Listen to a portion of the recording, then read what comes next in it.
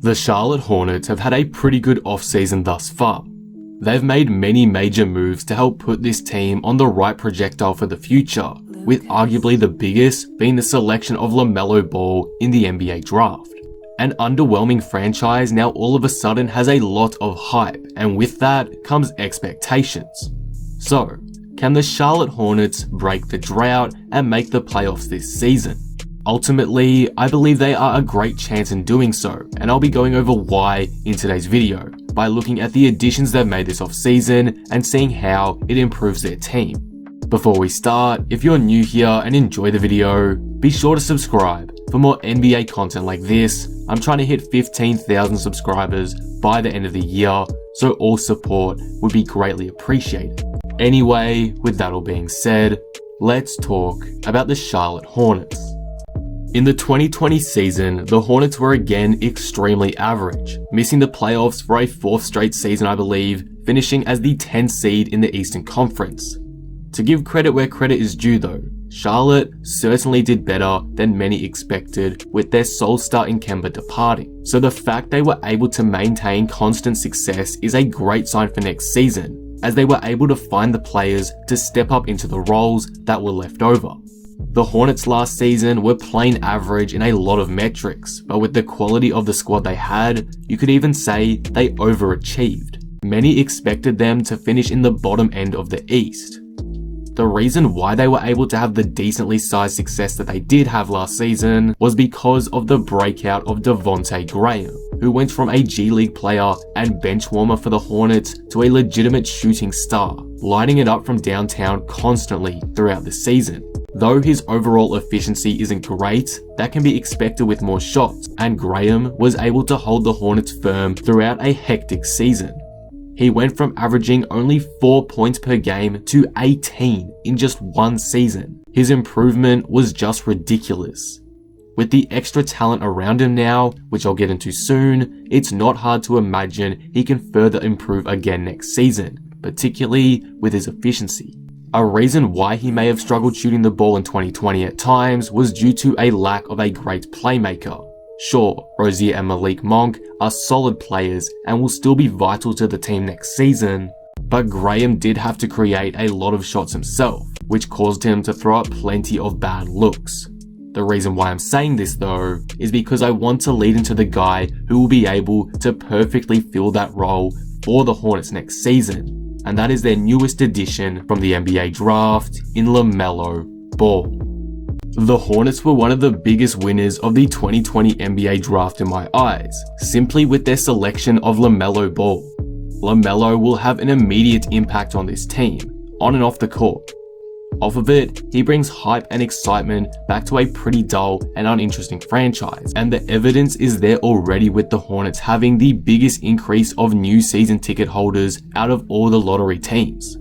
As for on the court though, LaMelo's playmaking will be very important to this team, as I mentioned, being able to create looks for guys like Rozier, Devonte Graham, and Hayward with the ball. His shot creation will also be in effective use often, with him likely leading the offense straight away. I'm not going to put too much pressure on LaMelo for this season however, and though I know a lot of people will heavily scrutinize him if he doesn't perform instantly, we really shouldn't, due to the harder circumstances he's currently in. For one, guards tend to struggle early on in the league, and especially since LaMelo won't get extra development time prior to the NBA with no summer league and an extremely quick turnaround, it's not hard to see him having an average rookie year. With that said though, Charlotte is a perfect place for LaMelo to thrive. He's going to be given the keys to the offense immediately, so his production should be pretty high from the get-go. Again though, if he struggles, let's not jump to conclusions. LaMelo's not going to get a lot of time at all before making his proper NBA debut, so a slow start may be expected. Anyway, LaMelo is the perfect addition for the Hornets. He fits into this team perfectly, and the backcourt combo of him and Graham is extremely exciting to me. They're going to be fun to watch. The next great thing the Hornets did this offseason was signing Gordon Hayward, and there's a lot of mixed reviews about it, but personally, I'm a big fan. Hayward was finding form at the end of last season in Boston, but it was hard to notice on the surface due to his limited fourth option role. But it's clear he's fully recovered from his injury woes, and now on a team like Charlotte, where he'll get a lot of touches, Hayward could return to an all-star caliber level. Many are saying Charlotte overpaid to get Hayward, $120 million for 4 years. But it is Charlotte. They have to overpay to attract free agents as a tiny market in the NBA landscape. From what it seems though, other teams like the Pacers were offering Hayward like $110 million for 4 years, so it's not even really that much of an overpay considering that. Hayward will be a fantastic addition to the Hornets in my eyes. He's the player that will allow them to take the next step into the playoffs and provides excellent veteran leadership for a very young squad overall. He's an excellent scorer, an offensive creator, and the tandem of Lamelo and him is very intriguing to me. The biggest thing Hayward should do in Charlotte is help establish a winning culture, which will be very important for the young players that have been stuck in the lottery for countless years. I think his off-the-court impact will be just as important as his on-the-court impact, and it's why I think this is an amazing addition for Charlotte this offseason. This is perhaps their best free agency signing in their franchise's history, so you really have to give credit to them here. This is a great move. The overall roster for the Hornets is actually quietly good too. They have a really solid core of guys made up of Devonte Graham, Lamelo Ball, Gordon Hayward, Terry Rozier, Malik Monk, PJ Washington, and Miles Bridges. Again, that's really solid. It's a great mix of vets and young pieces with high ceilings, so I truly believe it has the potential to develop into something nice. But now, let's ask ourselves the title of the video. Can this young, inexperienced, yet fun and exciting Charlotte Hornets team make the playoffs?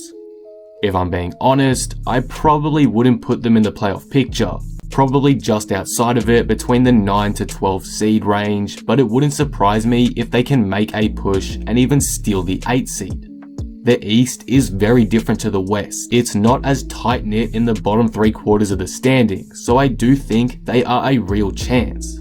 There are plenty of teams that are clearly better than them. Milwaukee, Brooklyn, Boston, Toronto, Miami, Philadelphia, and Indiana are all clearly better. They're basically guaranteed to make up the top 7 seeds, barring any major injuries. That 8 seed is available though, and I think Charlotte can take it, as I don't think they're that much worse or better than a team like Chicago, Orlando, and Atlanta.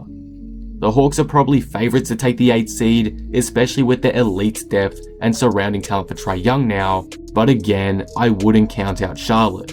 The Hornets offense has potential to be amazing next season, and if they can at least remain average defensively, they are for sure a shot at surprising a bunch of people in 2021. Overall, these are my thoughts on the Charlotte Hornets for next season. They've made some fantastic moves this offseason in my eyes, and though I can understand the negatives with them, I think they make a lot of sense for where the franchise wants to go. It is hard to confidently place this team in the playoffs right now, especially since we haven't seen how they play together yet. There's not much experience between the new core group, but on paper, this team does have potential. To be honest, I think a lot of Charlotte's success will come down to Lamelo Ball's impact, which is why I'd definitely take them missing the playoffs over making it right now. Guards tend to struggle early on in the league, and especially since Lamelo won't get that extra development time prior to the NBA, it's not hard to see him having an average rookie year. With that said though, having great veterans like Hayward on board gives me more optimism about how this team will perform in 2021. And whilst I'll admit it's unlikely, I'm still confident in Charlotte's ability to make a playoff push. Regardless if they make it or not, the Hornets will become must-watch TV for perhaps the first time ever next season, and will be one of the most fun teams to watch out east. With LaMelo's flair, Hayward's scoring and veteran touch, and the ever-improving Devonte Graham, keep your eye on the Charlotte Hornets next season. They may just do better than you might think. And that will conclude the video. What do you guys think of this? How good are the Charlotte Hornets to you? Will they make the playoffs in your opinion?